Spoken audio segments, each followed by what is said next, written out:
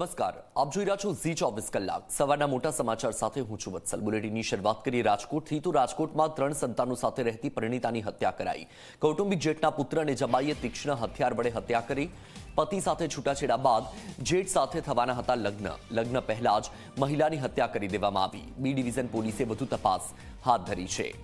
તો રાજકોટમાં 3 સંતાનો સાથે રહેતી પરિણીતાની હત્યા કરી દેવામાં આવી. કૌટુંબિક જેઠના પુત્ર અને જમાઈએ જ હત્યા કરી. પતિ સાથે છૂટાછેડા લીધા હતા અને ત્યારબાદ જેઠ સાથે આ પરિણીતાના લગ્ન થવાના હતા. લગ્ન પહેલા જ મહિલાની હત્યા કરી દેવામાં આવી. તો વધુ એક હત્યાનો બનાવ બન્યો છે રાજકોટમાં, જ્યાં 3 સંતાનો સાથે રહેતી પરિણીતાની હત્યા કરી દેવામાં આવી છે. તો તમારી ટીવી સ્ક્રીન પર જે તસવીર તમે જોઈ રહ્યા છો, તસવીરમાં જે મહિલાને તમે જોઈ રહ્યા છો તે મહિલાના લગ્ન થવાના હતા અને લગ્ન પહેલા જ મહિલાને મોત આપવામાં આવ્યું છે.